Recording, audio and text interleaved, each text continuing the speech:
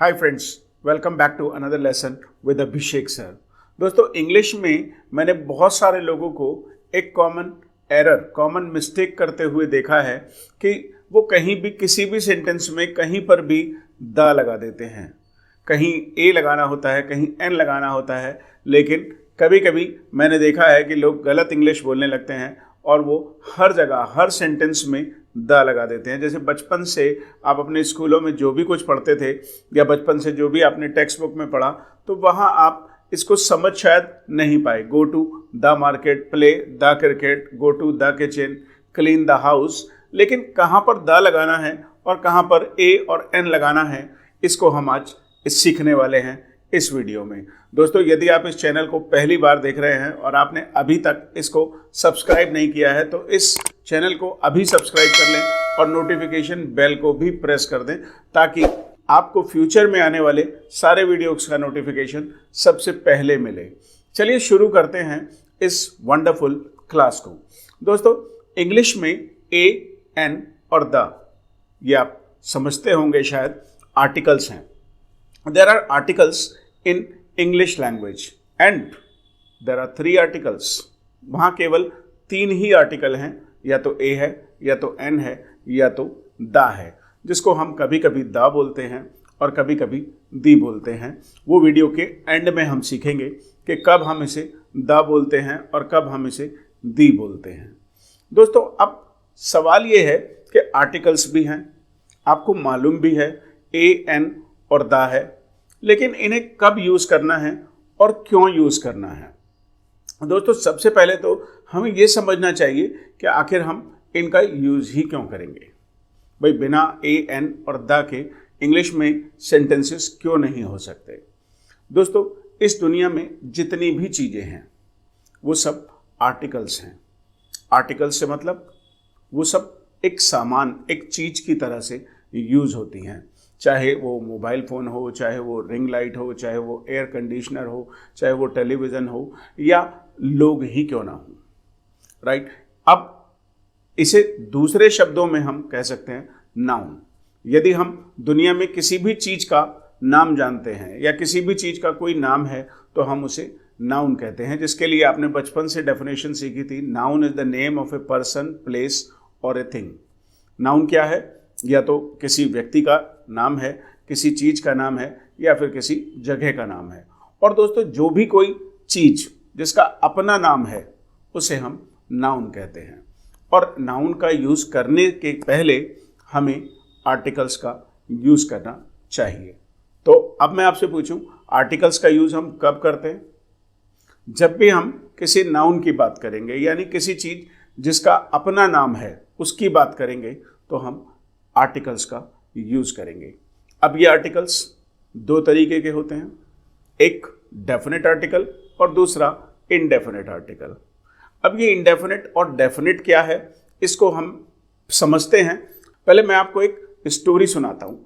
आपको स्टोरी सुन करके समझ में आ जाएगा कौन सी चीज़ डेफिनेट होंगी और कौन सी चीज़ इनडेफिनेट होंगी। फिर हम इसे डिटेल में समझेंगे। दोस्तों, अब मैं यदि आपको एक स्टोरी सुनाऊं, there was a lion in a jungle. There was a lion in a jungle. अब मैं बात कर रहा हूं, there was a lion in a jungle. तो अब हम किसकी बात कर रहे हैं? ऑफ कोर्स हम लायन की बात कर रहे हैं और हम जंगल की बात कर रहे हैं, लेकिन हमें नहीं मालूम कौन सा लायन और कौन सा जंगल।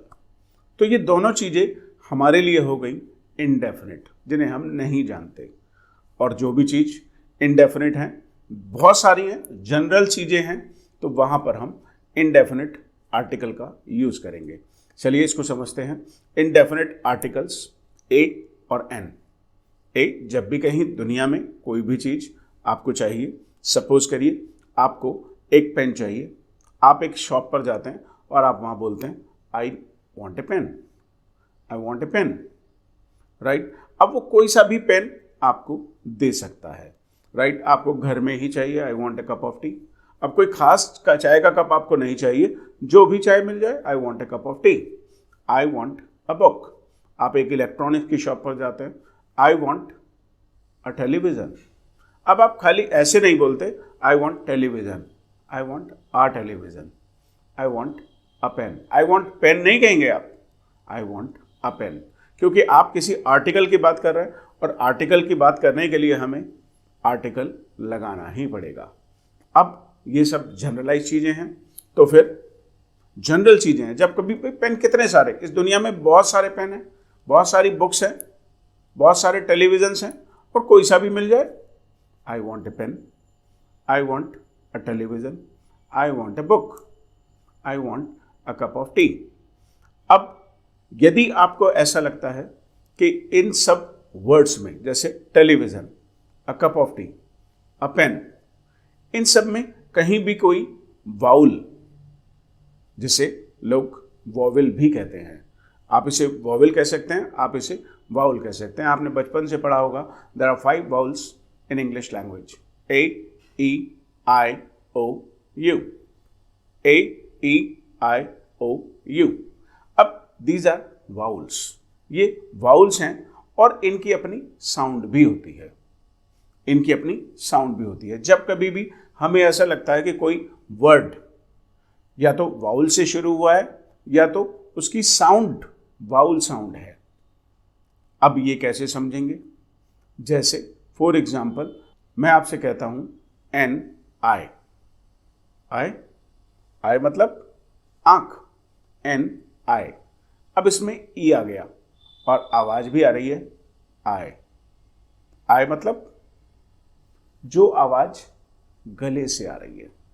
दोस्तों, यदि ए और एन को आप अच्छे से समझना चाहते हैं तो आपको ये कॉम्बिनेशन अच्छे से समझ लेना चाहिए कि जब कहीं भी कोई भी आवाज़ गले से स्टार्ट होगी तो आपको वहाँ एन लगाना है, और जब कोई आवाज़ आपके होठों से आएगी, जीभ से आएगी, दांतों से आएगी, भाई कैसे हम वर्ड्स बोलते हैं, इन सब चीज़ों के कॉम्बिनेशन से हम वर्ड बोलते हैं। जैसे जैसे अब देखिए, जैसे मेरे होठ काम कर रहे हैं, राइट, मैं बोलना चाहता हूँ पापा, तो पापा के लिए हमारे होठ दोनों काम कर रहे हैं।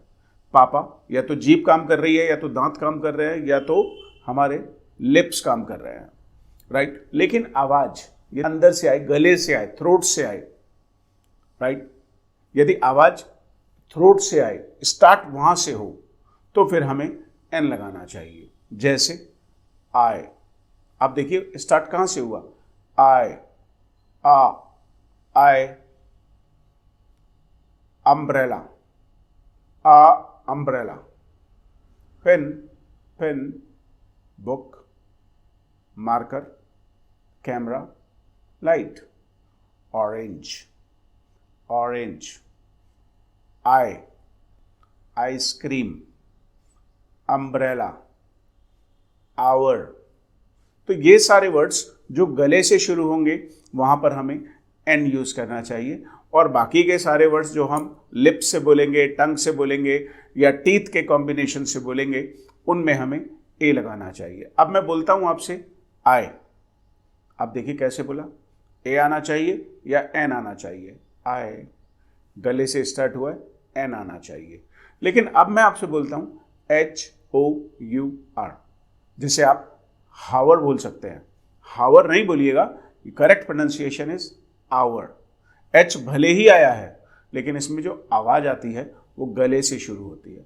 Our, hour, hour, hour, right. यानी यहां पर कॉन्सोनेंट तो आया है, लेकिन जो साउंड है वो वाउल साउंड है, इसलिए हमें यहां पर एन लगाना पड़ेगा, एन, आवर।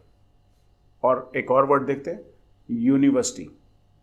यूनिवर्सिटी में यू भले ही आया है, लेकिन जो आवाज आ रही है वो कॉन्सोनेंट की साउंड निकाल रही है, यू। होठों के कॉम्बिनेशन से बोल रहा है, गले से स्टार्ट नहीं हो रहा है। अब गले से स्टार्ट होगा तो एन लगाना है।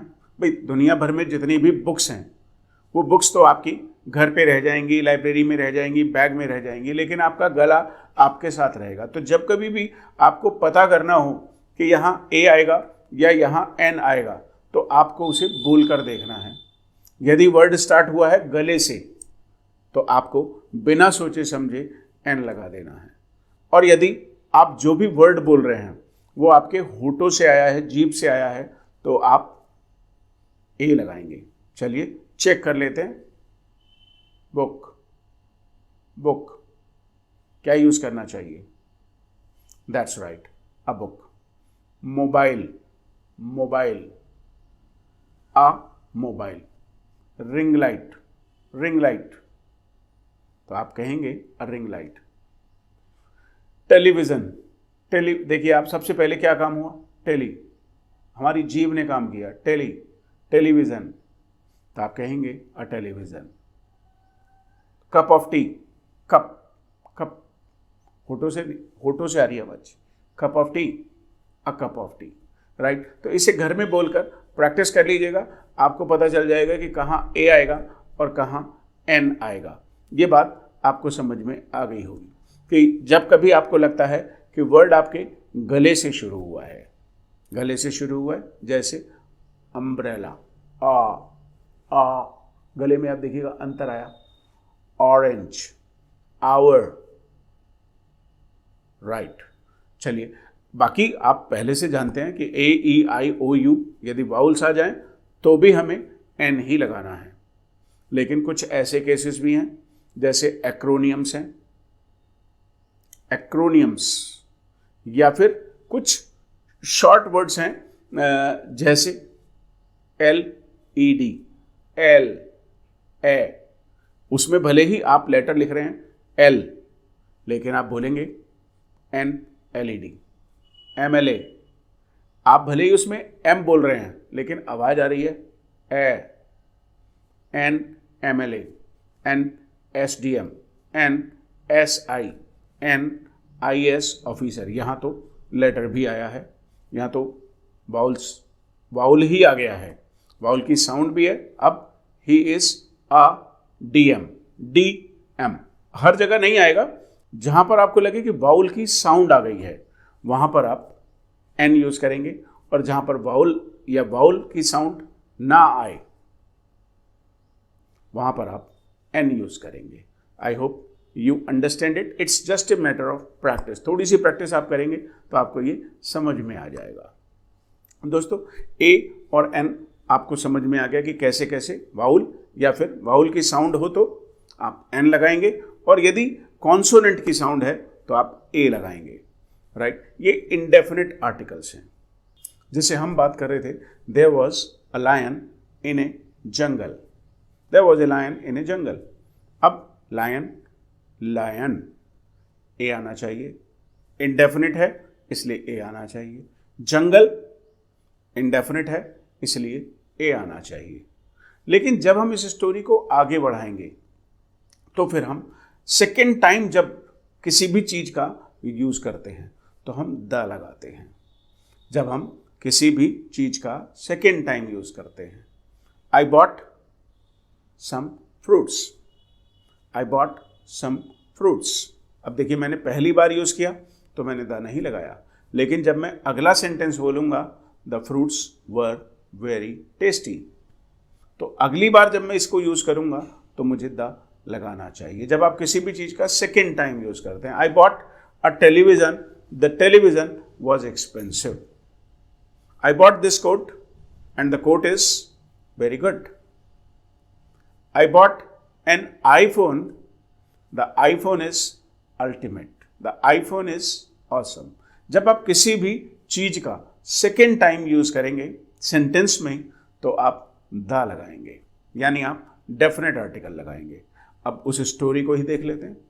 There was a lion in a jungle, the jungle was huge and the lion was very dangerous, the lion was very dangerous. हमने दोनों चीजों का जब सेकेंड टाइम यूज किया तो हम द का ही यूज कर रहे हैं। अब हम पूरी स्टोरी में जब भी लायन के बारे में बात करेंगे द यूज करेंगे, और जब भी जंगल के बारे में बात करेंगे तो फिर हम द ही यूज करेंगे। लेकिन यदि वहां पर कोई और जानवर आ जाए, मान लेते हैं हमें कहना है कि एक दिन वहां एक ऊंट आ गया, तो हम कहेंगे there came a camel one day. There came a camel one day. और अब इस कैमल को हम दोबारा से कहना चाहते हैं किसी भी बात के। The camel had a fight with the lion. The camel had a fight with the lion. I hope you understand this. आपको ये समझ आ गया होगा कि कहाँ ए, कहाँ एन और कहाँ द लगाना चाहिए। दोस्तों, जब कोई चीज़ स्पेसिफिक है, जैसे क्रिकेट, कोई स्पेसिफिक नहीं है, दुनिया भर में सभी लोग क्रिकेट खेलते हैं, तो प्ले क्रिकेट कहना चाहिए। अब आप अपने स्कूल जा रहे हैं, तो आप कहेंगे I am going to the school. लेकिन यदि आप एडमिशन लेने के लिए शहर में निकले हुए हैं और आप कोई भी किसी भी स्कूल में जा सकते हैं, तो आप कहेंगे I am going to a school, I am going to a school. लेकिन यदि आपका वहाँ एडमिशन हो गया तो वो बन गया the school. The school was very big, the school was very big, the principal was very generous. क्योंकि आप उसी स्कूल के प्रिंसिपल की बात कर रहे हैं। स्पेसिफिक चीज़ों के लिए भी हमें द यूज़ करना चाहिए। जब कोई चीज़ हम सेकेंड टाइम यूज़ करेंगे तब भी हम द लगाएंगे, और जब कभी हम किसी स्पेसिफिक चीज़ के बारे में बात करेंगे तब भी हम द लगाएंगे। और दोस्तों, यदि किसी चीज़ के बारे में मैं और मेरा दोस्त दोनों जानते हैं हम एक ही चीज़ की बात कर रहे हैं, तो भी हम द ही यूज़ करेंगे। सपोज करिए मैं अपनी क्लासेस के बारे में बात करने लगूं अपने दोस्त से, तो वो भी जानता है मेरी क्लासेस के बारे में और मैं तो जानता ही हूँ। सो वो कहेगा मुझसे the classes are very interesting, the classes are interesting, the lectures are good. मैं भी उससे कहूँगा yes I like the classes of Abhishek sir. Do you like the classes of Abhishek sir? यदि आप लाइक करते हैं तो अभी लाइक बटन को हिट कीजिए, अभी इस वीडियो को लाइक करिए। और यदि अभी तक आपने इसे सब्सक्राइब नहीं किया है तो आप इसे अभी सब्सक्राइब कर लें, वीडियो को लाइक कर लें और इसे अपने फ्रेंड्स के साथ शेयर भी कर दें। दोस्तों, अब द का एक और भी यूज़ है।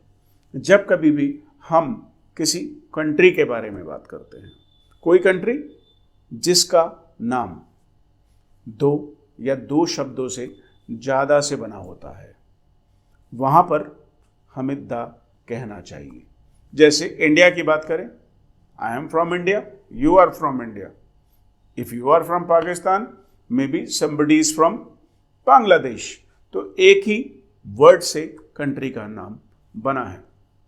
Almost 99% of the countries do not have the in their name. उनके नाम में द नहीं है। लेकिन जब हम बात करते हैं यूएस की, यूनाइटेड स्टेट्स ऑफ अमेरिका, अब यहाँ तीन वर्ड्स हो गए, United states of America. Of is a preposition, right? तो हमें कहना चाहिए the USA, the United states of America. और यदि हम कहना चाहते हैं द यूनाइटेड किंगडम, यदि यूनाइटेड किंगडम यूके की बात करने लगे, द यूनाइटेड किंगडम, या फिर the UAE, United Arab of Emirates. यदि हमें इन सब कंट्रीज़ की बात करनी है जिनमें 2 या 3 वर्ड्स से ज़्यादा यूज़ होते हैं, तो हमें द लगाना चाहिए।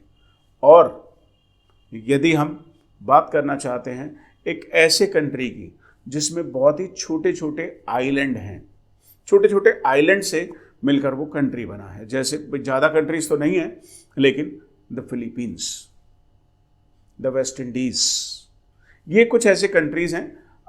जापान भी कई सारे आइलैंड को मिला करके बना है, लेकिन they are big islands. I am talking about small islands. छोटे छोटे आइलैंड्स को मिला करके जब कोई कंट्री बनता है तो फिर हमें उसे द से कहना चाहिए। The Philippines, the West Indies, या फिर कोई कंट्री जिसके नाम में 2 से ज़्यादा शब्द आते हों, the USA, the United kingdoms, the UAE, right? तो ऐसे केसेस बहुत कम हैं। आई am from Malaysia, I am from China, right? Countries के नाम से पहले हम ज़्यादातर केसेस में द नहीं लगाएंगे, 99% केसेस में द नहीं लगाएंगे, लेकिन फिर भी ऐसे कुछ कंट्रीज़ हैं जहाँ पर हमें द लगाना पड़ेगा। एक ये भी यूज़ है। तो आज के बाद आप हर सेंटेंस में द नहीं लगाएंगे। I am going to market, आप I am going to the market नहीं कह सकते। I want to buy a television, आप ये नहीं कह सकते I want to buy the television. हाँ सोचिए, मेरे पास एक टेलीविज़न है और मैं उसे बेचना चाहता हूँ, तो मैं कहूँगा I want to sell my television. Do you want to buy the television? अब मैं इसे सेकेंड टाइम यूज़ कर रहा हूँ तो मैं इसमें द ही यूज़ करूँगा। उसने किसी व्यक्ति ने देखा उस टेलीविज़न को, the television is not good, the television is very old, या फिर वो कहेगा your television is very old. दोस्तों I hope you understand this, आपको ये सब समझ में आता होगा। अब एक लास्ट बात जो कि हमने बात किया था शुरू में कि कब इसे हम दा बोलेंगे और कब इसे हम दी बोलेंगे। दोस्तों यदि कोई भी वर्ड है और वो वाउल से शुरू होता है तो हम दी यूज़ करेंगे, अदरवाइज हम हर जगह दा बोलते हैं। चलिए देखते हैं कुछ एग्जाम्पल्स। एप्पल, तो एप्पल से आपको पहले कहना है दी एप्पल। यदि आप आइसक्रीम कहना चाहते हैं दी आइसक्रीम, द आइसक्रीम नहीं, the ice cream, the orange, the egg.